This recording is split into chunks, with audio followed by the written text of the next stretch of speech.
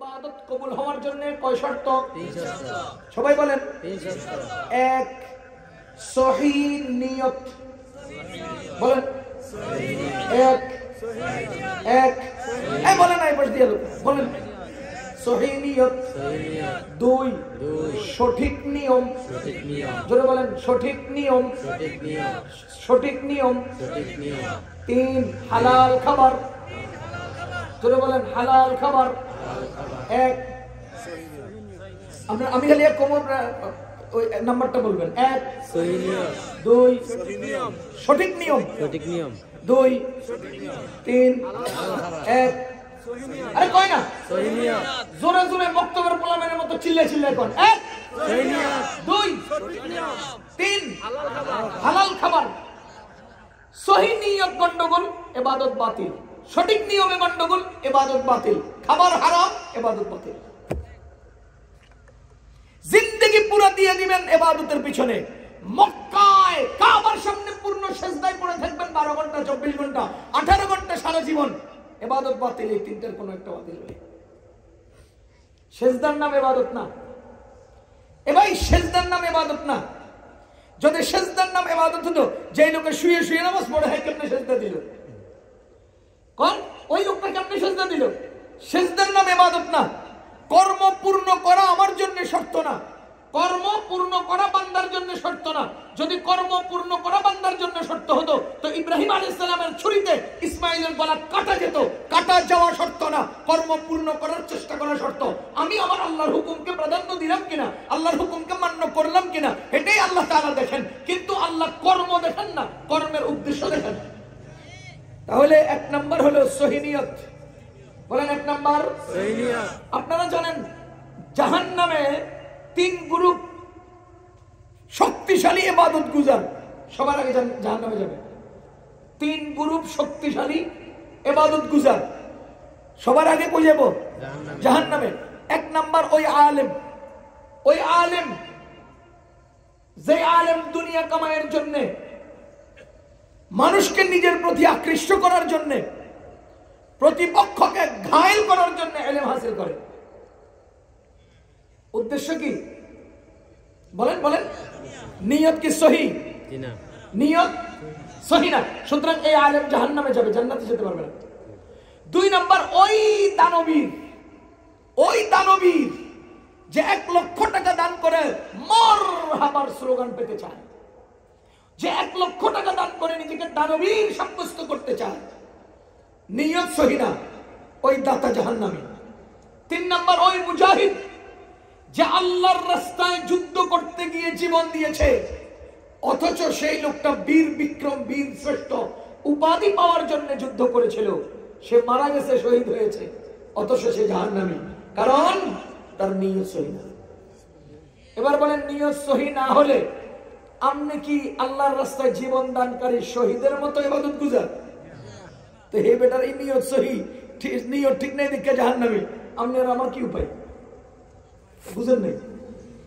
আরে 1 লক্ষ টাকা নিজের কামাইকৃত সম্পদ আল্লাহর পথে সদকা করার পর সেই লোকের নিয়ত সহি নাই, এজন্য তার 1 লাখ টাকার কোনো কামে লাগলো না।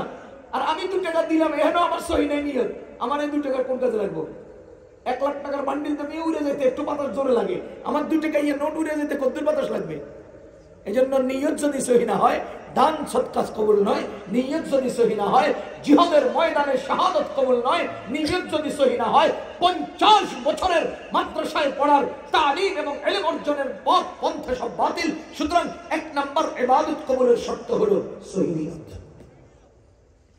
2 নাম্বার সঠিক নিয়ম। সঠিক। আচ্ছা আপনারা বলেন তো, রোজা ইবাদত কিনা? জি। কোন না? ঈদের দিনে নিয়মে নাই। বলেন নিয়মে নাই। আপনারা নামাজ পড়েন কোন দিক ফিরে? কিবলার দিক। আপনারা নামাজ পড়েন কোন দিক ফিরে? আপনাদের কিবলা কোন দিকে? কোন ব্যক্তি যদি উত্তর দিকে ফিরে নামাজ পড়ে, হ্যাঁ হবে না। কেন হবে না? নিয়ম হয় নাই। কথা কি বুঝতেছেন? তাহলে নিয়ম সঠিক না হলে ইবাদত হবে না। আপনি 1000 সিজদা দিবেন উত্তর দিক ফিরা, আপনি 1 পারা কোরআন শরীফ 2 রাকাত নামাজে পড়ছেন উত্তর দিক ফিরা, এটা কি নামাজ হবে? এটা নামাজ হবে না। সুতরাং তরিকা শুদ্ধ হতে হবে, পদ্ধতি ঠিক হতে হবে, নিয়ম সঠিক হতে হবে। 3 নম্বর হালাল খাবার।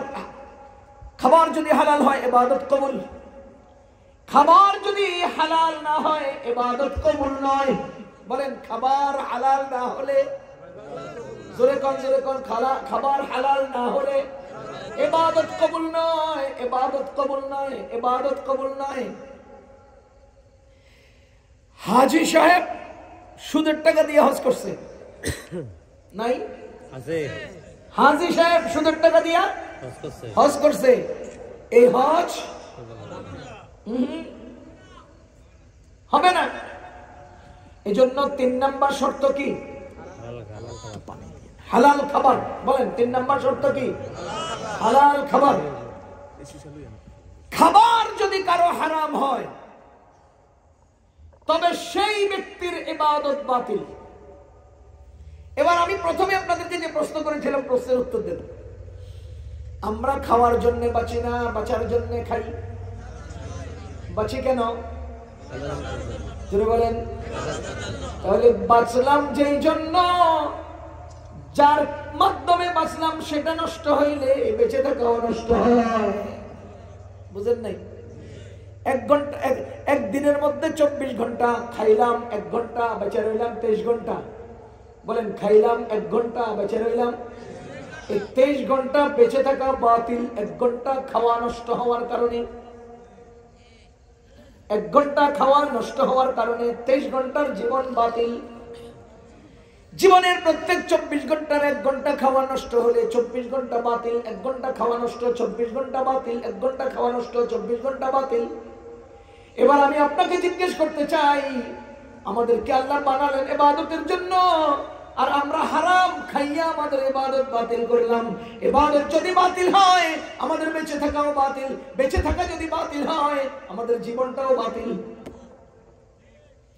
এবার বলেন আমার জীবন কখন বাতিল হয়? খাওয়া বাতিল হইলে। কয় না? কখন বাতিল হয়? আমার ইসলাম কখন বাতিল হয়? খাওয়া বাতিল হইলে। কয় না? আমার জীব বেঁচে থাকা কখন বাতিল হয়? খাওয়া বাতিল হলে। খাওয়া বাতিল মানে খাওয়া হারাম হলে।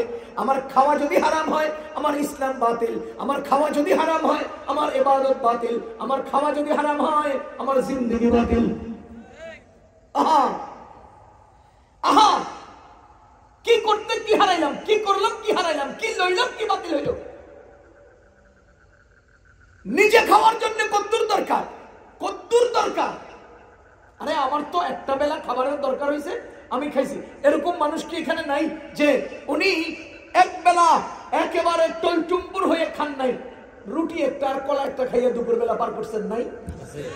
যদি আপনার ওই দিনের রুটি আর কলা দিয়ে দুপুর পার হয়, ওই দিনের রাত্রিও কলা দিয়ে রুটি দিয়ে রাত্র পার হবে, ওই দিনের সকালের রুটি আর কলা দিয়ে পার হয়। তার মানে একটা মানুষ বেঁচে থাকার জন্য একটা কলা আর একটা রুটির দরকার। মিয়া ভাই, আপনার এই পুরো জীবনটাকে আপনি হেফাজত করতে পারেন একটা রুটি আর একটা কলাকে শুদ্ধ কইরা।